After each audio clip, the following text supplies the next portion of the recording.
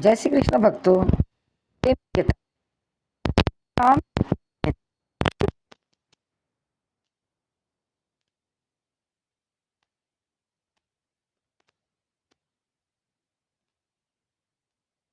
प्रजापति कश्यप जी की पत्नी विंता से 2 पुत्र हुए, अरुण और गरुड़।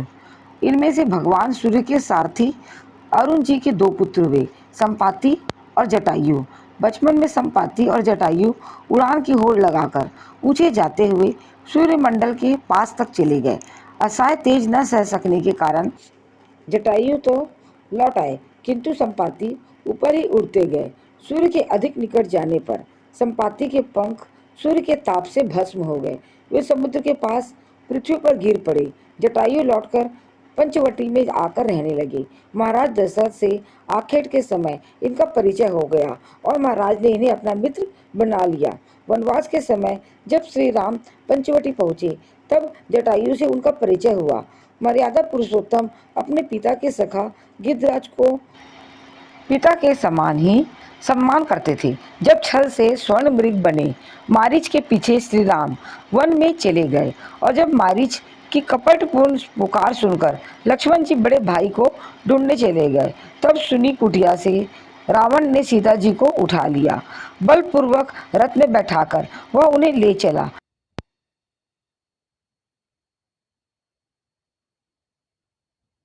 कार्ते रावण पर टूट पड़े और एक बार तो राक्षस राज के केस पकड़कर उसे भूमि पर पटक ही दिया। जटायु वृद्ध थे, वे जानते थे कि रावण से युद्ध में वे जीत नहीं सकते, परंतु नश्वर शरीर राम काज में लग जाए, इससे बड़ा सौभाग्य और क्या होगा। रावण से उनका भयंकर संग्राम हुआ। अंत में रावण ने उनके पंख तलवार से काट दिए। वे भूमि पर गिर पड़े। जानकी जी को लेकर रावण भाग गया। श्री राम विरह व्याकुल जानकी जी को ढूंढते हुए वहां आए। जटायु मरणासन हो रहे थे। उनका चित्त श्री राम के चरणों में लगा था। उन्होंने कहा, राघव, राक्षस राज रावण मेरी यह दशा की है।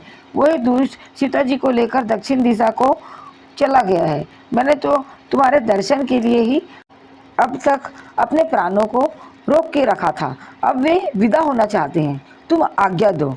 श्री राघव के नेत्र भर आए। उन्होंने कहा, आप प्राणों को रोकें, मैं आपके शरीर को अजर अमर तथा स्वस्थ बनाए देता हूँ। जटायु परम भागवत थे, शरीर का मोह उन्हें था नहीं। उन्होंने कहा, श्री राम, जिनका नाम मृत्यु के समय मुख से निकल जाए तो अधम प्राणी भी मुक्ति प्राप्त कर लेता है, ऐसी तुम्हारी महिमा है, श्रुतियों में वर्णित है। आज वही तुम प्रत्यक्ष मेरे सम्मुख हो, फिर मैं शरीर किस लोभ के लिए रखूं। दयाधाम श्री रामचंद्र के नेत्रों में जल भर आया। वे कहने लगे, तात, मैं तुम्हें क्या दे सकता हूँ। तुमने तो अपने ही कर्म से परम गति प्राप्त कर ली है। जिनका चित्त परोपकार में लगा रहता है, उन्हें संसार में कुछ भी दुर्लभ नहीं है। अब इस शरीर को छोड़कर आप मेरे धाम में पधारे। श्री राम ने जटायु को गोद में उठा लिया। अपनी जटाओं से वे उन पक्षीराज की देह में लगी धूल झाड़ रहे थे।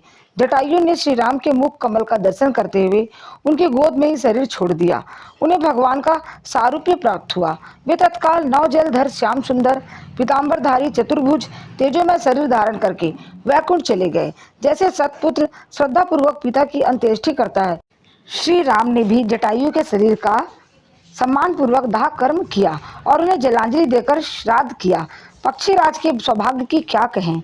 त्रिभुवन के स्वामी श्री राम, जिन्होंने दशरथ जी की अंत्येष्टि नहीं की, वे जटायु की अंत्येष्टि विधि पूर्वक करते रहे।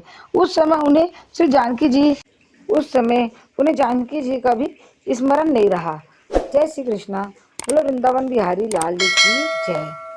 बोलो सियावर रामचंद्र की जय। भक्तों, आप लोगों को हमारी कथा अच्छी लगी हो तो लाइक, शेयर और सब्सक्राइब जरूर करिए, और प्लीज़ कमेंट करके हमें बताइए। कमेंट बॉक्स में कमेंट भी जरूर करिए। जय श्री कृष्णा।